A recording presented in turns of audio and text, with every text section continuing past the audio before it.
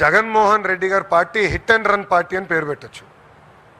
ఎందుకంటే ఆయన సొంత కార్యకర్తని గుద్ది అతని తల కారు టైర్ కింద పడిన తొక్కుంటూ పోయి ఆగను కూడా ఆగల.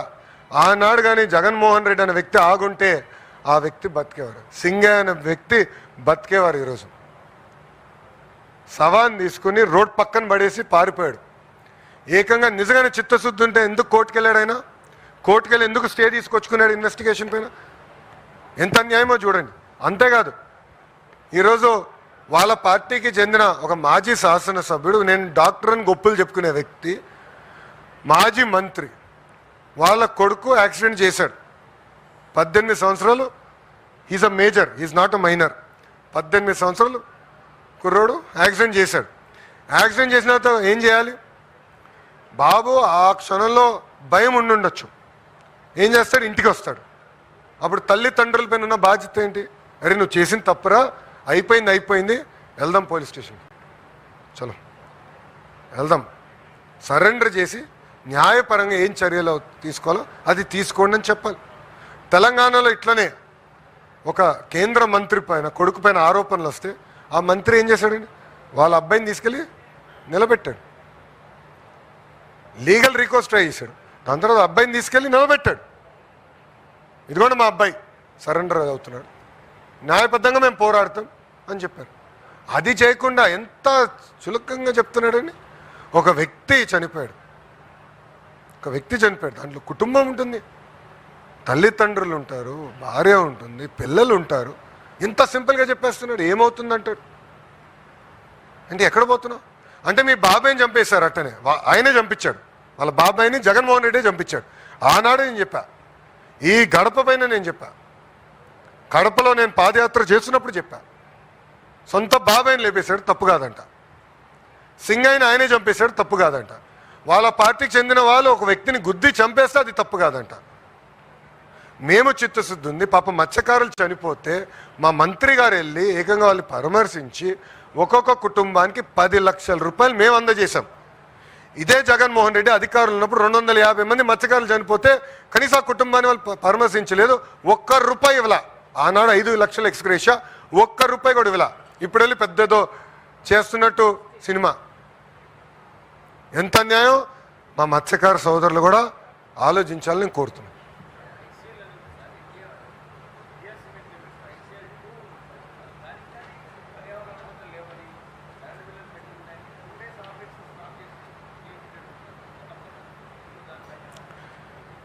సార్, మా ఇండస్ట్రీస్ మంత్రి గారు అదేవిధంగా మంత్రివర్గంలో ఉన్న మంత్రులందరం లక్ష్యం ఒకటే, పరిశ్రమలు నడవాలి. ఏమైనా ఇబ్బందులు ఉంటే ప్రభుత్వం తరపున ఏమైనా సమస్యలు ఉంటే అది మేము పరిష్కరించాలి. పరిశ్రమల తరపున ఏమైనా లోటుపాట్లు ఉంటే వాళ్ళు సరిదిద్దుకోవాలి. దాంట్లో మాకు చాలా క్లారిటీ ఉంది. ఎక్కడ ప్రకృతి ఇబ్బంది పడకూడదు, పనిచేస్తున్న కార్మికులు ఇబ్బంది పడకూడదు. అది మా లక్ష్యం. బట్ కలిసికట్టుగా పనిచేస్తూ వ్యవస్థల్ని ముందలు తీసుకెళ్ళాలి.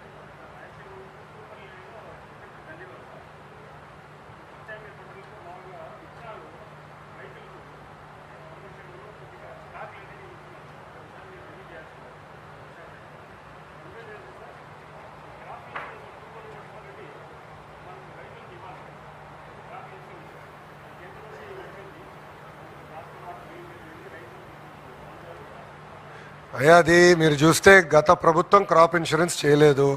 వాళ్ళు పెట్టిన బకాయిలు తీస్తూ మేము పోతున్నాం. ఇప్పుడు స్కూల్ ఎడ్యుకేషన్ను సుమారుగా 5,000 కోట్లు వాళ్ళు బకాయిలు పెట్టి వెళ్ళారు. మళ్ళీ ఈ రన్నింగ్ ఇయర్ నేను పే చేయాలి. సో ఒక పక్కన బకాయిలు క్లియర్ చేస్తూ ఈ రన్నింగ్ ఇయర్ది మేము క్లియర్ చేస్తున్నాం. ఒక పక్కన మాకు చాలా క్లియర్గా ఉందమ్మా, హార్టికల్చర్ మిషన్ కింద మేము టేకప్ చేస్తున్నాం. రాయలసీమలో పెద్ద ఎత్తున హార్టికల్చర్ ప్రోత్సహించాలి. ఇది మా లక్ష్యం. ఎక్కడ యూరియా కొరత లేకుండా కూడా చేయాల్సిన బాధ్యత మా పైన ఉంది. అది చేస్తున్నాం. కావాలని కొరతుందని వాళ్ళు చెప్తున్నారు. మీరు చూస్తే పోయిన సంవత్సరం 30% ఎక్కువ యూరియా కూడా సప్లై చేసాం. బట్ భూమికి కావాల్సినంత యూరియానే వేయాలి. ఎక్కువ వేస్తే పంజాబ్ లాగా మనకు కూడా క్యాన్సర్కి హబ్ అవుతాం. అట్లా కాకుండా ఎంత అవసరం ఉందో పంట ప్రకారం మనం చేయాలి. మీరు ఇన్పుట్ అని మీరు చెప్పారు, నేను చెక్ చేసుకుంటాను. I will definitely discuss with Atchannaidu గారు. No problem.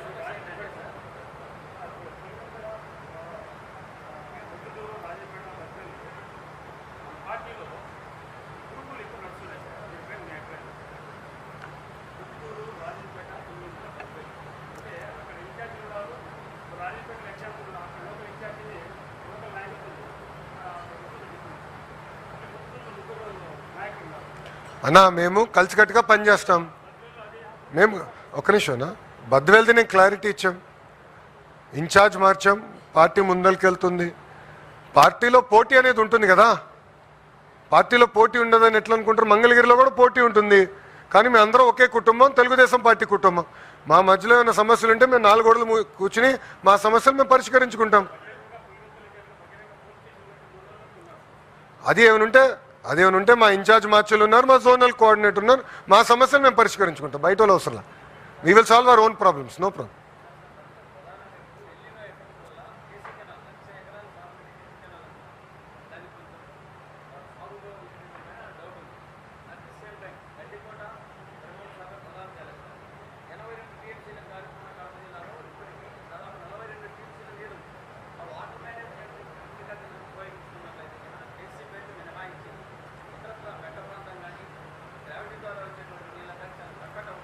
ఇప్పుడు 82 టీఎంసీలో మనకి 58 టీఎంసీలు ఉందమ్మా. నేను చెక్ చేస్తే కలెక్టర్ గారితో మాట్లాడాను. ఆల్ రిజర్వాయర్స్ చెక్ చేస్తే 58 ఉందన్నారు. ఇప్పుడు ఏం చేయాలంటే అది ఇన్ఛార్జ్ మంత్రి గారు ఉన్నారు, ఎమ్మెల్యేలు అందరూ కూర్చుని ఎక్కడ ఎంత పంట ఉంది, ఎట్లా నీరు పంపించాలనేది చాలా ఎఫిషియెంట్గా మేనేజ్ చేస్తాం. ఎందుకంటే వాటర్ మేనేజ్మెంట్ అనేది పెద్ద ఆర్ట్, అది చాలా సిస్టమేటిక్గా చేయాలి, అది మేము చేస్తాం.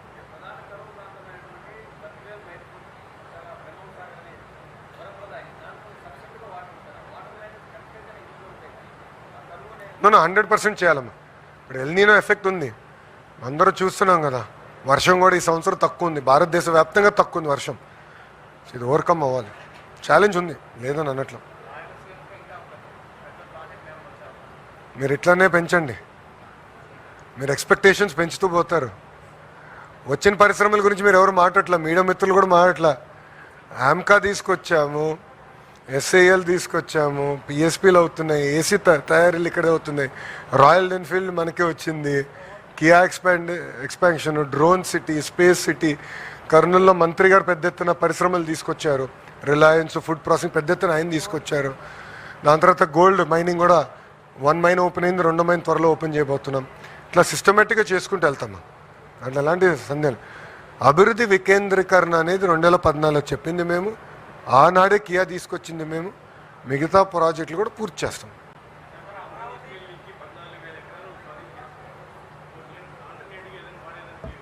ఏదైనా బ్రాహ్మణి స్టీల్స్కి ఇచ్చిన భూమిలో కోర్టులో లీగల్ లిటిగేషన్ అంతా క్లియర్ చేసి ప్రభుత్వం తిరిగి ఆ భూమిని స్వాధీనం చేసుకుంటాం జరిగింది. తప్పనిసరిగా మంచి ఇన్వెస్టర్స్ తీసుకొచ్చి నిరుద్యోగ యువకులకి ఉద్యోగాలు కల్పించే పరిశ్రమలు తీసుకొచ్చి ఆ పరిశ్రమలు పెట్టించే బాధ్యత మేము తీసుకుంటాం.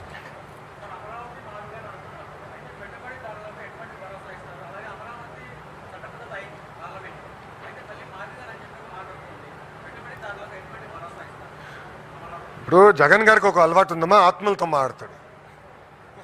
ఒక్కొక్క రోజు ఒక్కొక్క ఆత్మతో మాట్లాడతాడు. ఒకరోజు మావిగన్ అంటాడు, ఇంకో రోజు బెంటాహే అంటాడు. బెంటాహే అంటే ఏం తెలుసా? బెంగళూరు, తాడేపల్లి, హైదరాబాద్.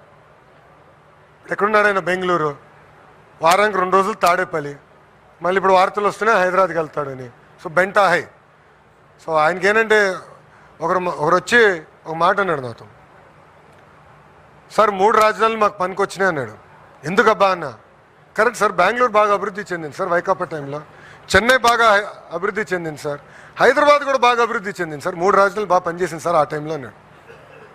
అలా ఉంటుంది. సో పాయింట్ ఏంటంటే అమ్మా, ఇన్వెస్టర్స్ అందరూ గమనిస్తారు, ప్రజలు గమనించాలి, ప్రజలు అప్రమత్తంగా ఉండాలి.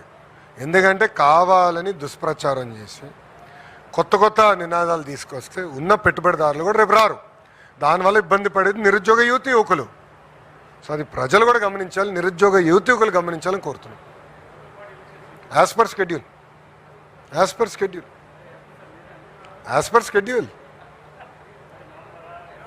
అరే యాజ్ పర్ షెడ్యూల్ అన్నా. షెడ్యూల్ అంటే మీరు ఎత్తుకండి, అన్నీ నా చార్జ్ చెప్పించుకుంటా అండి.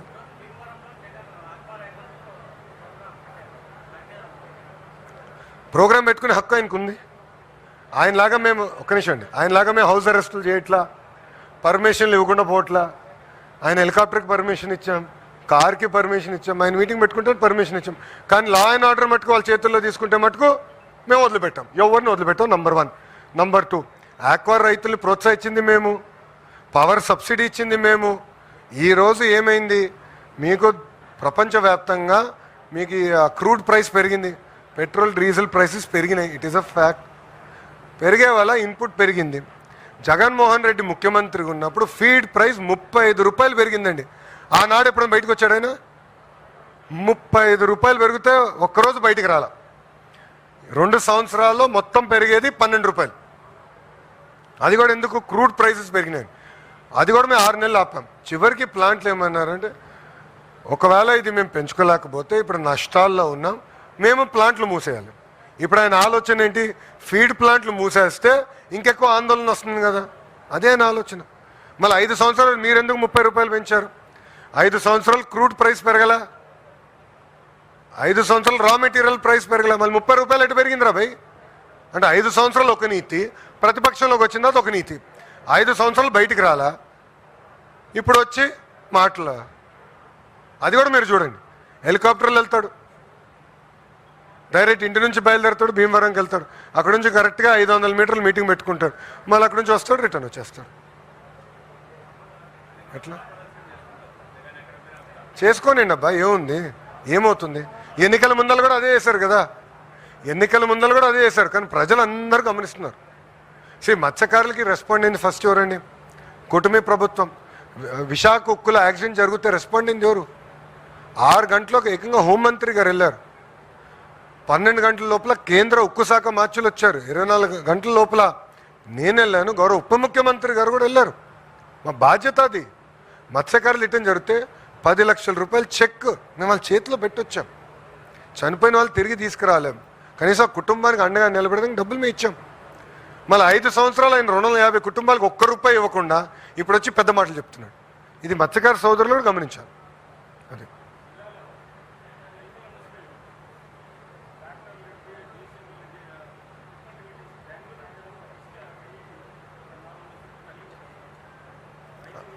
వివరాలు ఇవ్వండి అమ్మా, మంత్రి గారు విల్ రివ్యూ ఇట్.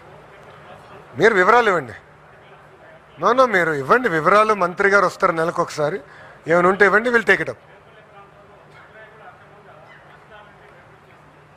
సార్ మళ్ళీ రిక్వెస్ట్ చేస్తున్నా, వివరాలు మంత్రి గారికి ఇవ్వండి, మంత్రి గారు విల్ రివ్యూ ఇట్. మీరు రాసినంత మాత్రం నిజం. నా అభిప్రాయం ఏముంటుంది? ఎట్లున్నారు సార్ మీడియా మిత్రులు కూడా ఎట్లా అడుగుతున్నారు, నాకు ఆశ్చర్యంగా ఉంది. నా అభిప్రాయం 1 సెకండ్, మీరు మాట్లాడేటప్పుడు నేను అడ్డు రాలా, నేను పూర్తి చేయనండి. మీరేం అడిగారు? ఎవరో తప్పు చేస్తున్నారు. నా అభిప్రాయం ఏముంటుంది? ఎవరైనా తప్పు చేస్తే చట్టపరంగా చర్యలు తీసుకుంటాం, దాంట్లో ఎలాంటి అంబిగ్యూటీ మాకు లేదు బాస్, ఎలాంటి అంబిగ్యూటీ లేదు. నేను తప్పు చేసినా గౌరవ ముఖ్యమంత్రి గారు ఎవరినో వదిలిపెట్టరు, నన్ను కూడా వదిలిపెట్టరు. మాకంత క్లారిటీ ఉంది మా ముఖ్యమంత్రి గారు. దేవుడి దయ వల్ల జగన్ లాంటి వ్యక్తి మా నాయకుడు కాదు. నీతి నిజాయితీగా బతికే వాళ్ళం మేము. వాళ్ళు ఎన్ని కేసులు వేసినా ఒక్క కేసు నిలబడాల ముఖ్యమంత్రి గారి పైన. ఎందుకు? ఏనాడు మేము తప్పు చేయలే. సో న్యాయపరమైన చర్యలు మేము తీసుకుంటాం. వివరాలు ఉంటే మంత్రి గారు అబ్సల్యూట్లీ నో ఇష్యూ. ఓకేనమ్మా, థ్యాంక్ యూ అమ్మా. జై హింద్. Thank you.